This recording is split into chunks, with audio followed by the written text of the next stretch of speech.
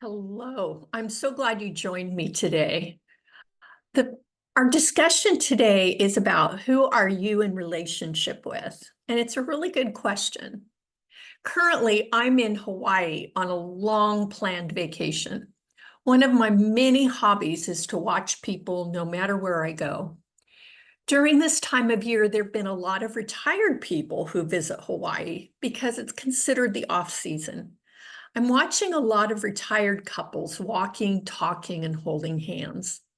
I saw an elderly man help his wife sit down on a lawn chair and took loving care of her as he sat by wrapping her in a towel, placing her hat on top of her head, and even applying sunscreen to help avoid the strong sun.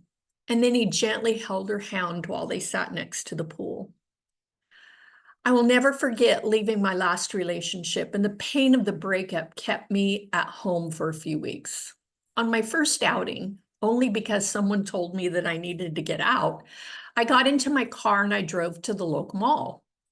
My first stop was to walk through Nordstrom's to see what article of clothing that I needed to purchase and that I couldn't live without. As I was going through the shoe department, I saw this very old man gently helping his wife try on some shoes. My guess is that they were both in their late 80s. He carefully lowered himself onto the floor and he cautiously put the shoes onto her feet to make sure they fit. Once he helped her to stand up, he put his arm around her and helped her to walk to the counter to purchase her new shoes. I started to cry right there in the store, and I'm about ready to right now.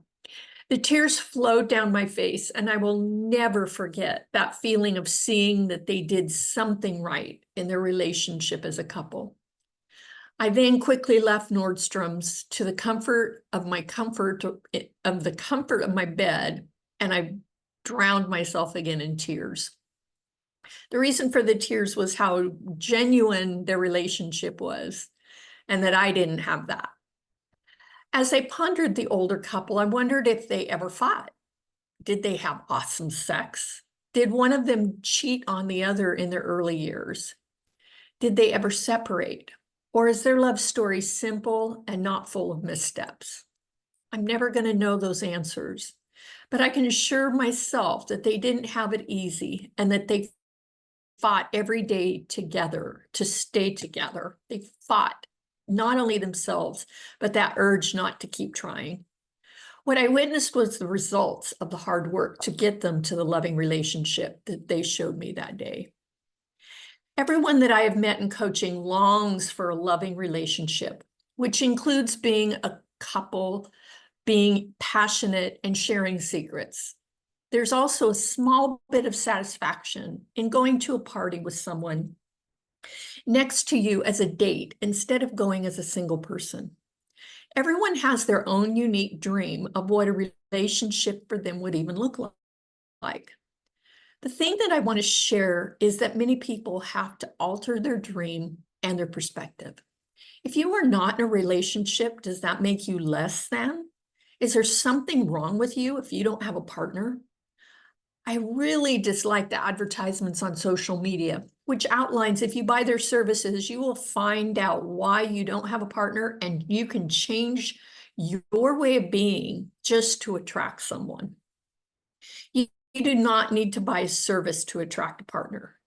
Because in life coaching, we look at ourselves and what makes us happy and what makes us fulfilled. Another person does not fulfill your heart, only you do. The older couple had to learn to love themselves before they could even love each other.